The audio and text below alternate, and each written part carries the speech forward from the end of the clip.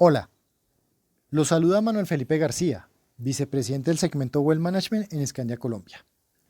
Quiero aprovechar este espacio para comentarte algunos de los cambios que trae la reforma tributaria para personas naturales y explicarte qué significan estos cambios.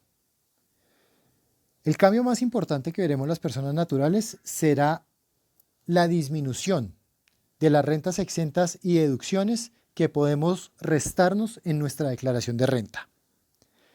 Al día de hoy, las personas naturales podemos restar de nuestra renta bruta un 40% por concepto de deducciones y rentas exentas. Este porcentaje bajará al 25% y deducciones que conocemos hoy, como los pagos a medicina prepagada, los dependientes o los intereses de créditos de vivienda, desaparecerán. En la práctica, lo que esto quiere decir es que veremos un incremento de nuestra base gravable sobre la cual pagamos el impuesto de renta y esto se traducirá en un mayor impuesto a cargo en el futuro para muchos de nosotros. Lo segundo es que también se eliminan por medio del proyecto de ley de reforma tributaria algunos beneficios tributarios existentes para personas naturales, como son los aportes voluntarios a los fondos de pensiones obligatorias o los aportes a fondos de pensiones voluntarias o cuentas AFCs. Sin embargo, y es importante recalcar que el mismo proyecto de ley establece que hasta el 31 de diciembre del año 2021 todo seguirá invariado, es decir, los aportes voluntarios al fondo de pensiones obligatorias seguirán siendo un ingreso no constitutivo de renta ni ganancia ocasional y los aportes que se hagan a los fondos de pensiones voluntarias pueden obtener un beneficio de ser renta exenta cumpliendo algunos de los requisitos establecidos por la ley. Esto es importante para tomar buenas decisiones de inversión y para hacer una óptima planeación financiera y fiscal en lo que nos resta del año. Un tema que trae la reforma tributaria es un nuevo impuesto solidario a la riqueza, que puede ser una nueva versión del impuesto al patrimonio. Sin embargo, este nuevo impuesto a la riqueza, que estará vigente para los años 2022 y 2023, trae unos cambios fundamentales y sustanciales respecto al impuesto al patrimonio actual. El primer cambio tiene que ver con la progresividad. Hoy en día el impuesto al patrimonio establece una tarifa del 1% por todo patrimonio líquido que supere los 5.000 millones de pesos. La nueva versión del impuesto a la riqueza es progresivo, lo cual quiere decir que todo lo que esté por debajo de 134.000 VTs, que son 5.000 millones de pesos, no tributarán. Entre 134.000 VTs y 402.000 VTs se tributará al 1% y por encima de 402.000 VTs se tributará a una tarifa del 2%. En la práctica, muchas personas, principalmente para los patrimonios más pequeños, verán un alivio respecto a lo que están pagando hoy del impuesto al patrimonio. La segunda diferencia respecto al impuesto al patrimonio actual tiene que ver con el valor que se puede excluir de la base gravable de la casa de habitación. Hoy en día, el impuesto al patrimonio actual permite excluir una casa de habitación por un valor de hasta 13.500 VTs, algo cercano a los 480 millones de pesos. El proyecto de ley actual establece que se puede excluir del impuesto a la riqueza una casa de habitación de hasta 27.000 VTs, que son cerca de 980 millones de pesos. Pero el cambio fundamental de este impuesto a la riqueza es que el proyecto prevé que se pueda deducir lo pagado por impuesto a la riqueza del impuesto de renta. Al día de hoy, el impuesto al patrimonio que está vigente para los años 2020 y 2021 no lo permite.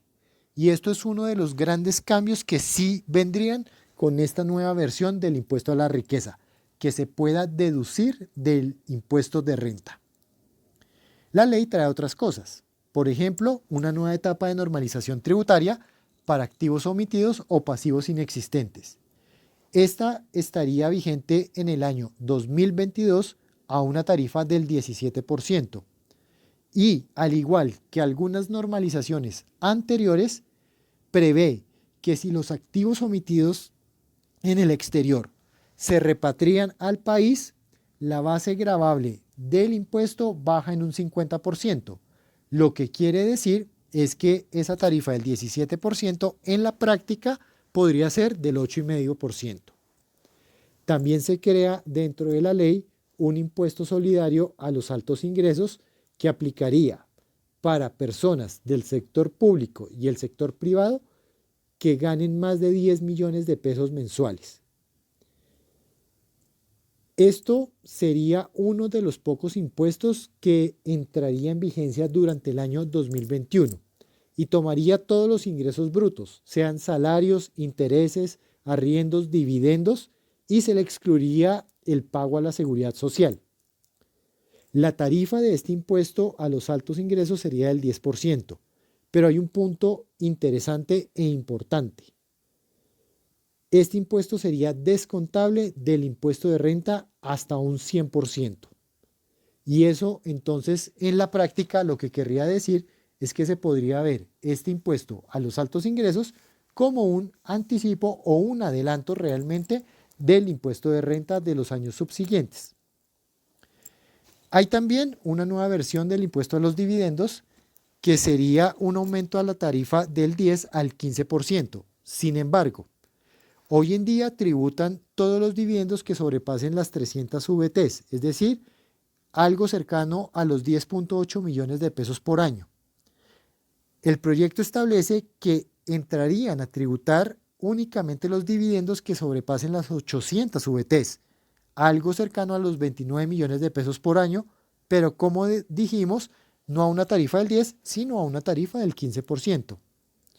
Finalmente, hay unos cambios importantes en todo lo que tiene que ver con ganancias ocasionales, y es que el proyecto de ley prevé que ya todos los movimientos que impliquen una ganancia ocasional, por ejemplo, al momento de recibir una herencia, no se hagan sobre costos fiscal, sino todo se haga sobre precio de mercado, sea un inmueble, sea por ejemplo las acciones de una sociedad privada o sea por ejemplo los derechos fiduciarios que en el futuro tendrían el valor de los activos subyacentes que están dentro de una fiducia mercantil.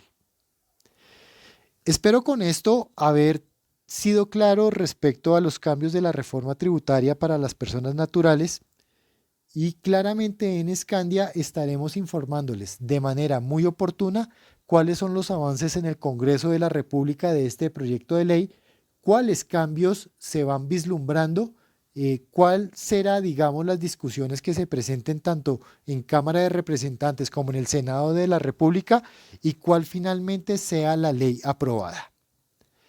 Muchas gracias y espero verlos en una próxima oportunidad.